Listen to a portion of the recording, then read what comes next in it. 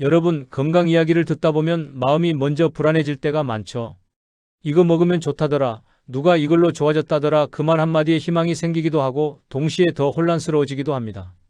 저는 오늘 무언가를 더 먹으라고 권하려는 사람이 아닙니다. 대신 어떻게 생각하고 어떻게 선택하면 덜 불안해질 수 있는지, 그리고 지금 생활에서 무리 없이 지킬 수 있는 방법을 함께 이야기해 보려 합니다. 천천히 부담 없이 들어주세요. 우리는 이미 충분히 잘 살아오셨으니까요. 먼저 이야기하고 싶은 것은 좋다는 말에 흔들리는 우리 마음에 관한 것입니다. 처음부터 솔직히 말씀드릴게요. 아프거나 건강이 걱정될수록 우리는 누가 좋아졌대라는 말에 가장 약해집니다.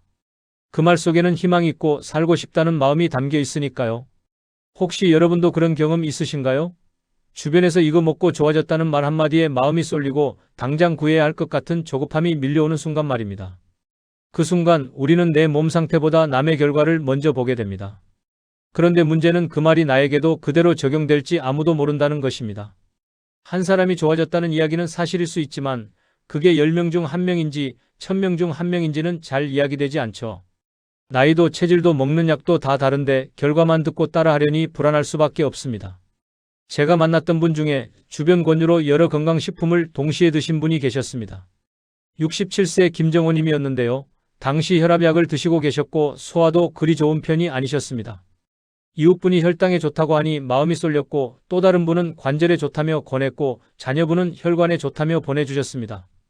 처음엔 이것만 믿어보자는 마음이었습니다. 그런데 시간이 지나자 문제가 생겼어요. 아침에 일어나서 먹어야 할 것, 식후에 먹어야 할 것, 자기 전에 먹어야 할 것들이 점점 늘어났습니다. 어느 순간부턴 뭘 먹었는지도 헷갈리고 정작 중요한 식사는 불규칙해졌어요. 속은 더부룩하고 기운은 오히려 떨어지는 느낌이 들었습니다. 그분이 제게 물으셨습니다.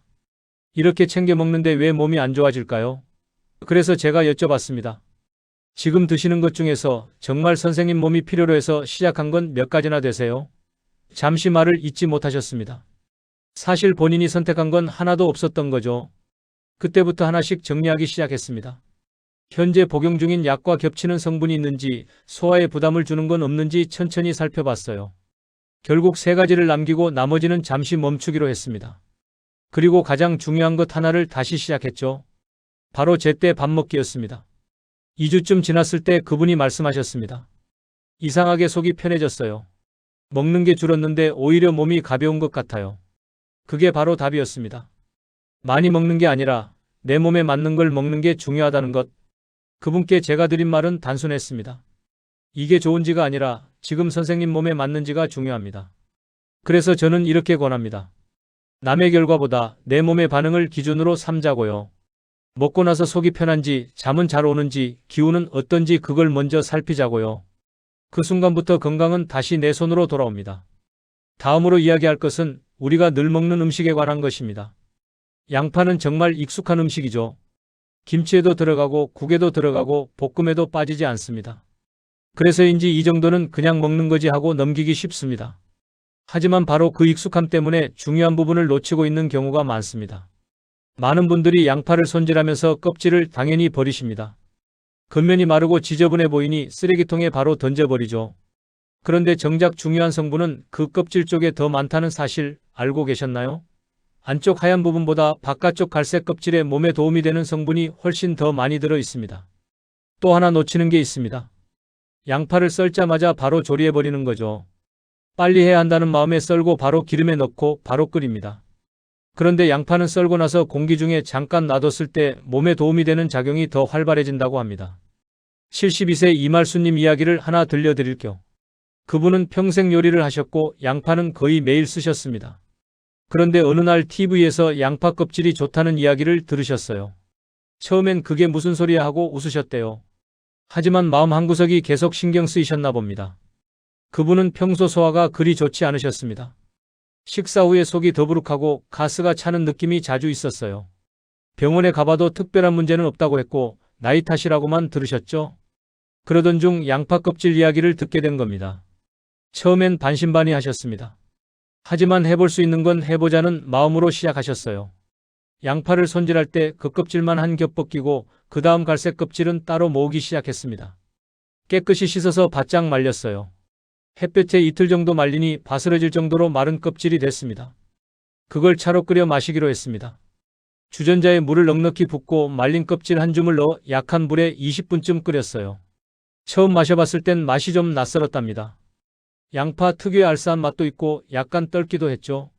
하지만 따뜻하게 마시니 나쁘지 않았습니다. 그렇게 하루에 한 잔씩 마시기 시작했습니다. 아침 식사 후에 따뜻할 때 천천히 마셨어요. 처음 며칠은 별다른 느낌이 없었습니다. 그런데 일주일쯤 지났을 때부터 변화가 느껴지기 시작했어요.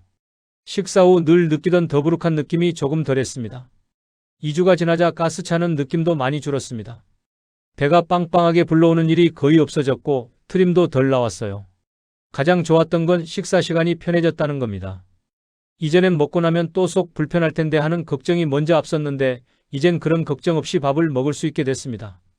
한 달쯤 지났을 때 그분이 말씀하셨습니다. 양파가 갑자기 약이 된 건 아닌 것 같아요. 그냥 제대로 대접해 준 것뿐이죠. 정말 그 말이 맞았습니다. 양파는 원래 그런 힘이 있었던 겁니다. 다만 우리가 버리고 급하게 다루면서 그 힘을 제대로 쓰지 못했던 거죠. 그래서 거창할 필요 없습니다. 오늘부터는 양파를 조금만 다르게 써보세요. 껍질을 아껴보고 썬 후엔 잠깐 기다려보세요. 그 작은 변화가 몸에 부담 없는 도움으로 돌아올 수 있습니다. 이제 조금 더 깊은 이야기를 나눠볼까 합니다. 건강을 챙기다 보면 한 가지 음식에 집중하게 됩니다. 이게 좋다니까 이것만 먹자 그 마음 충분히 이해합니다. 하지만 음식도 사람처럼 혼자보단 같이 있을 때 더 편안해집니다. 생각해 보세요. 우리가 밥을 먹을 때 밥만 먹진 않죠. 국도 있고 김치도 있고 나물도 있습니다. 왜 그럴까요? 한 가지 성분만 계속 들어오면 몸은 오히려 부담을 느끼거나 소화가 어려워질 수 있습니다. 그래서 예부터 밥상은 늘 여러 반찬이 함께 있었던 거죠. 69세 박영수님은 한동안 특정 음식만 고집하셨습니다. 혈관에 좋다는 이야기를 듣고 매일 같은 것만 챙겨 드셨어요. 아침 공복에, 점심 전에, 저녁에도 빠뜨리지 않았습니다. 처음 2주 정도는 괜찮았답니다. 이걸로 건강해지겠구나 하는 희망도 있었죠. 그런데 한 달쯤 지나자 문제가 생기기 시작했습니다. 식사 시간이 되면 속이 더부룩했어요. 그 음식을 먹어야 한다는 생각에 억지로 먹게 됐고 정작 밥은 제대로 못 드셨습니다. 국 한 그릇도 부담스러워졌고 몸무게도 조금씩 줄기 시작했습니다. 가족들이 걱정했습니다. 왜 밥을 안 드세요? 물어봐도 건강 챙긴다고 이거 먹느라 그래 하며 대수롭지 않게 여기셨어요. 하지만 몸은 솔직했습니다.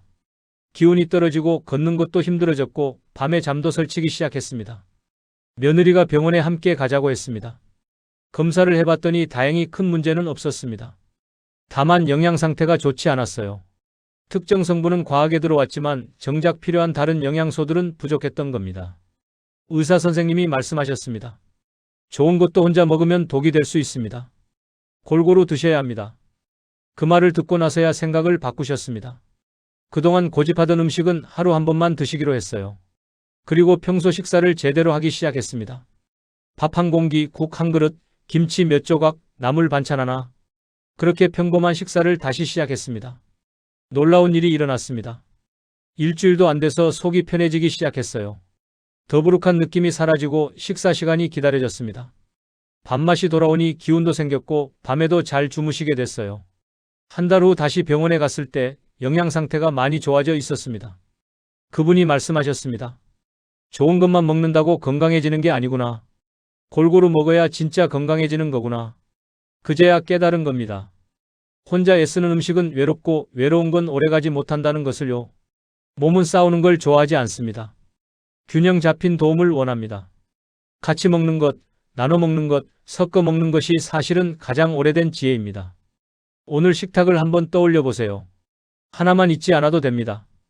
두세 가지만 함께 있어도 충분합니다. 계속해서 이야기하고 싶은 건 익숙한 것들의 함정입니다.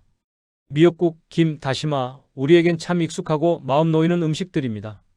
어릴 때부터 먹어왔고 생일엔 늘 미역국이 있었죠. 그래서일까요? 몸에 좋다는 말에 자주 먹게 됩니다.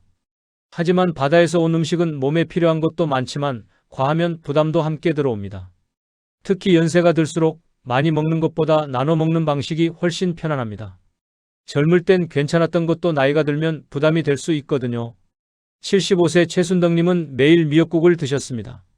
아침에 한 그릇, 점심에도 조금, 저녁엔 국물이라도 한 숟가락. 평생 그렇게 드셔왔고 미역이 몸에 좋다는 말을 들으니 더 열심히 드셨어요. 특히 피가 맑아진다는 이야기를 듣고는 거의 몇 끼 미역을 챙기셨습니다. 처음엔 아무 문제가 없었습니다. 오히려 좋은 일을 한다는 뿌듯함이 있었죠. 그런데 몇 달이 지나자 이상한 느낌이 들기 시작했어요. 속이 자꾸 불편했습니다. 더부룩한 것도 아니고 아픈 것도 아닌데 뭔가 개운하지 않았어요. 트림이 자주 나왔고 가끔은 속이 쓰린 느낌도 들었습니다. 나이 들어서 그런가 하고 넘겼습니다. 하지만 증상은 점점 심해졌어요.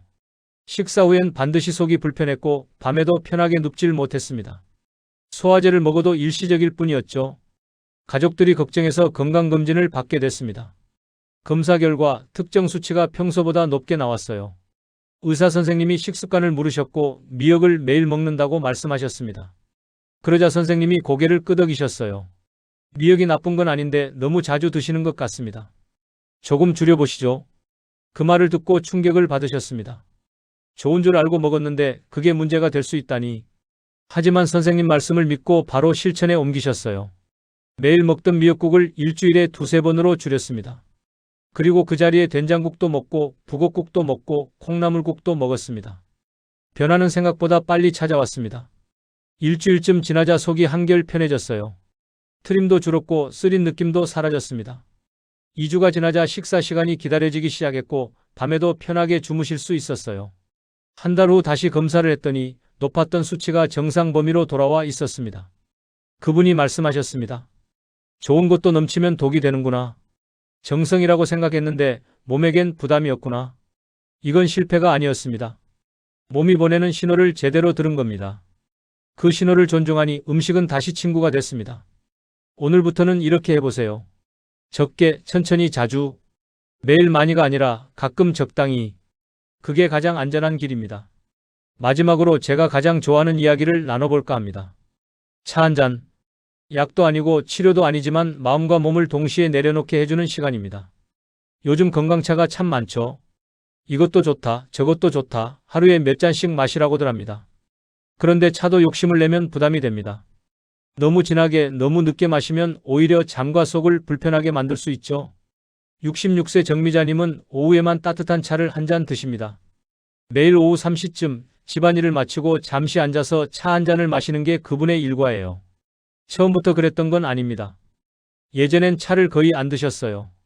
그러다 몇 년 전 친구분이 선물로 차를 보내주셨습니다. 향이 좋은 허브차였어요. 처음엔 이걸 언제 다 마시나 싶었는데 어느 날 심심해서 한 잔 끓여 마셨습니다. 그런데 이상하게 마음이 편안해지는 느낌이 들었어요. 따뜻한 게 목으로 넘어가는 느낌도 좋았고 향을 맡는 것만으로도 기분이 나아지는 것 같았습니다. 그 후로 가끔씩 차를 마시기 시작했어요.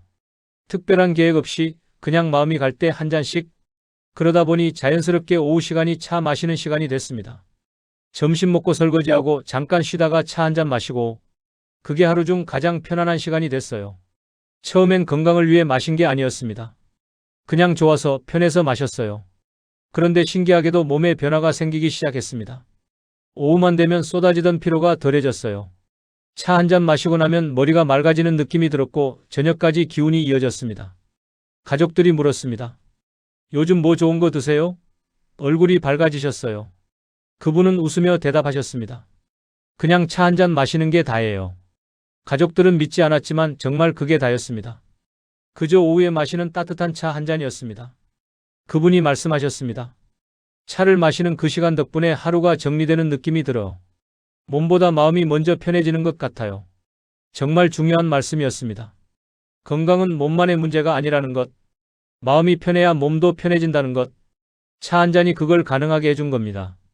차는 많이 마실수록 좋은 게 아닙니다. 지속할 수 있을 만큼만이 가장 좋습니다.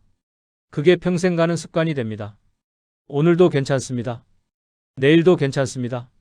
한 잔이면 충분합니다. 여러분, 건강은 갑자기 바꾸는 게 아닙니다. 조금 덜 불안해지고 조금 더 나를 믿는 것에서 시작됩니다. 이미 우리는 수십 년 동안 몸을 돌보며 살아오셨습니다. 이제는 몰아붙이지 않고 다독이며 가도 됩니다. 남이 좋아졌다는 말에 흔들리지 말고 내 몸이 편한지를 먼저 살피세요. 오늘 이야기 중 단 하나만 마음에 남아도 충분합니다. 그 한 가지가 내일의 나를 조금 더 편하게 해줄 테니까요. 함께 천천히 가겠습니다.